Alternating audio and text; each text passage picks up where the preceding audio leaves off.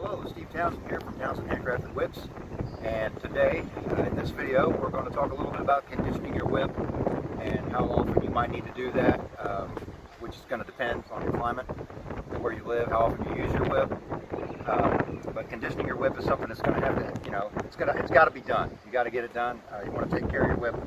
A kangaroo whip is quite an investment. It's not something you want to just let go. So we got to looking around today, me and Blake Bruning of Trinity Whip Company, and wondering what whips needed a little bit of conditioning. And he's got this whip he's had for not as long as you might think. This looks like it might be a 20-year-old David Morgan or something, but this whip is actually a 10-foot Trinity Whip Company Raiders model.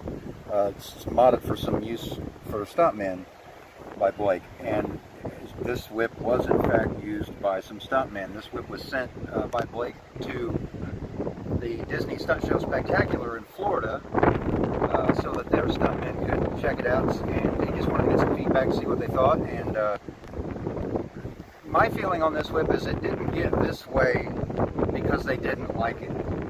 You can see this whip is very dirty.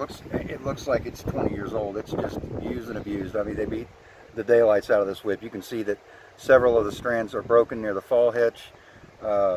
It's got some wrist loop strands that are broken. You can actually see the spike coming through this piece of leather back here that covers the spike. The yoke of the overlay is starting to break open from the nail underneath it, and that's not because this whip isn't made well. It's because this whip had 6 to 8 hours a day of non-stop use from stuntmen using it in the Indiana Jones stunt show.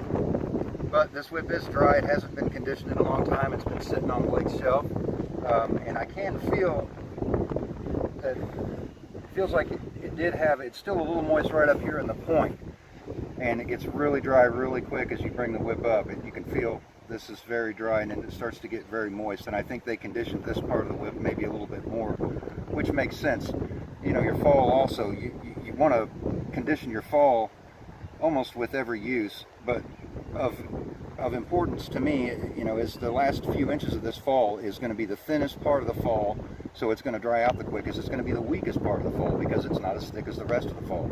So last 6 or 7 inches of your fall, you definitely want to make sure are very well greased and very well maintained.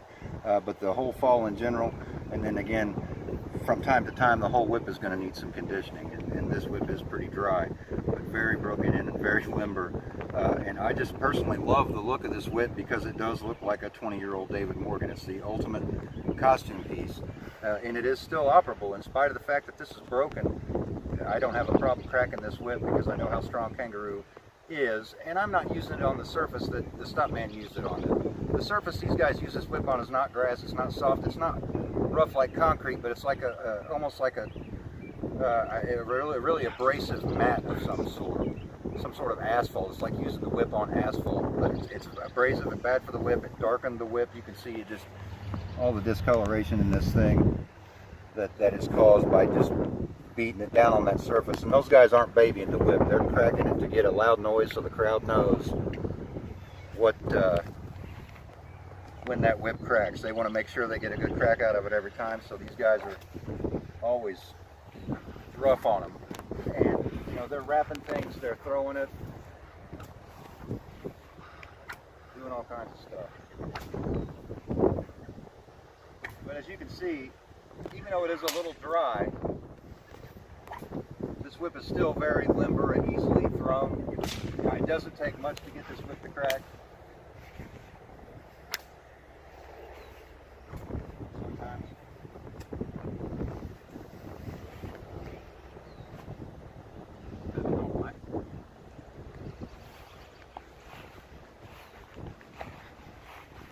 There we go. All right. But yeah, very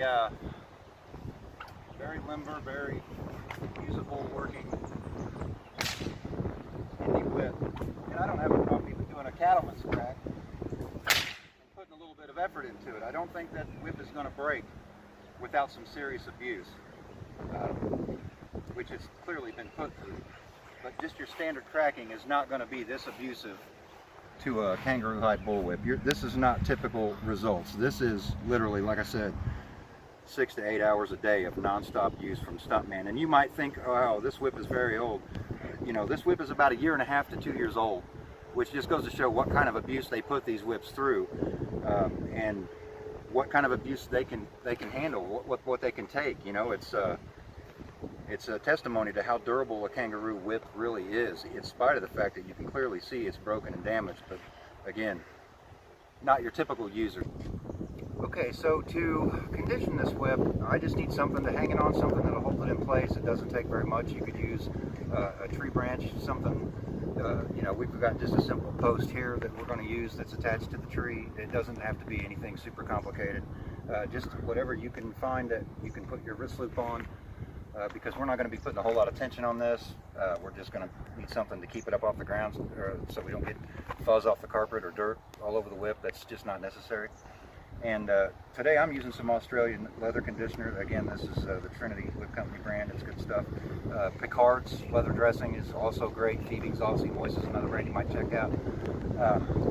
And I only use typically a little bit. I'm going to start with this amount, but I know that this whip is very dry, so your whip may soak this stuff up like a sponge, and you might have to make another application, or you might find that just this tiny little amount here, you still got some left on your finger when you're done wiping it all down. So your whip may, if you can pay attention to it and see how quick it's soaking up the oil, you may, you know, you might get a better idea of how much it's needing, or how often you need to condition your whip for the climate you're in and the amount of use that you give it. But I would say, as a general rule of thumb, you might want to put a bit of conditioner on your whip maybe once every 6 months, and then see how that works. If you pick it up and it still feels oily, you know, because you don't use it very often, it just sits somewhere in a safe or something, you might not want to, you know, put it on quite that much. If you pick it up and it's dry and you can hear it creaking and making noises as it flexes, you might want to put it on a little bit more. So I'm just going to set this down.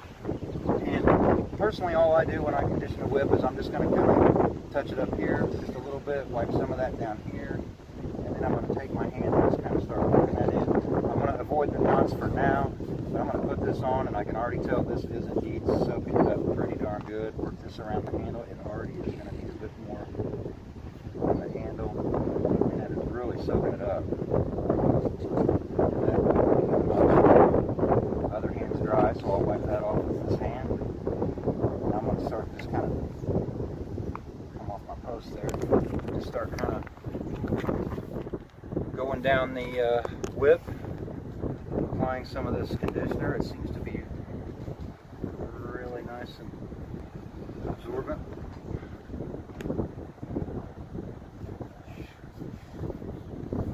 Just evenly try to get that applied. Kind of rub dry areas and squeeze it in with your thumb a little bit harder if you feel something that needs a little bit more. And I'm going to need just a little bit more here for the rest of the whip. You want to start sparingly. And if you feel like it needs more, you know, that's your discretion. You can use too much, in my opinion. You can over condition a whip, and it will feel way too greasy for way too long if you do that, and it could affect even the weight of your whip, depending on how dry it is and how much conditioner you put in it.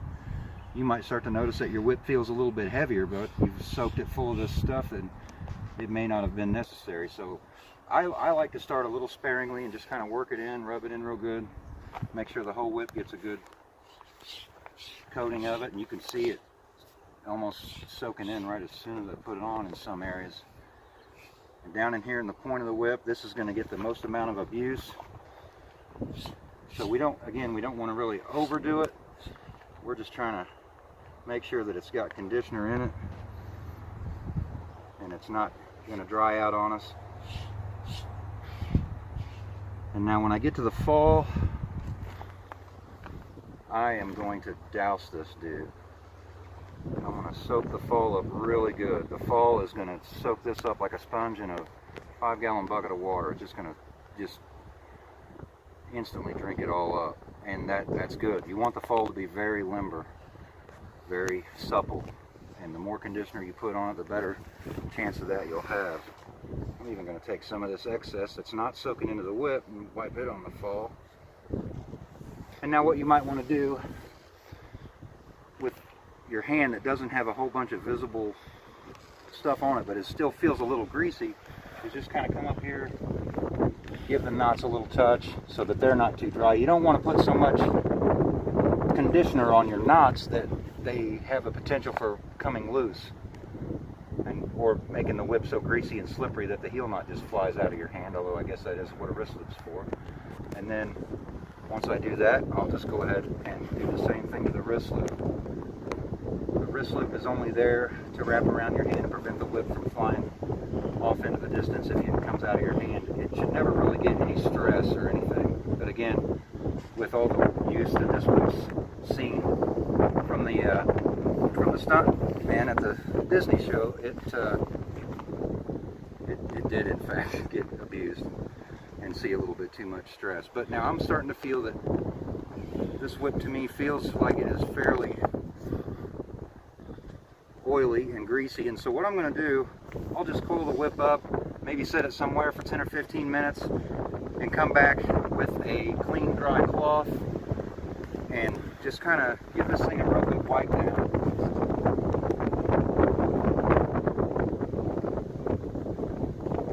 Just to make sure that I don't have an excessive amount of oil left over on the whip. And you'll see a lot of times that this will get some of the dirt off of the whip. It might do a really good job of making your whip look cleaner than it did before, which obviously doesn't hurt anything. And I don't want to pull too hard because that wrist loop hasn't seen so much stress, but you can really squeeze this and pull that down, wipe off that excess. And most notably, when you get down to the fall, you'll see that when you squeeze that fall and pull it through, that you'll get a lot of dirt off of that fall, and it might look a little bit newer when you're done, which obviously doesn't hurt anything, but is neither here nor there.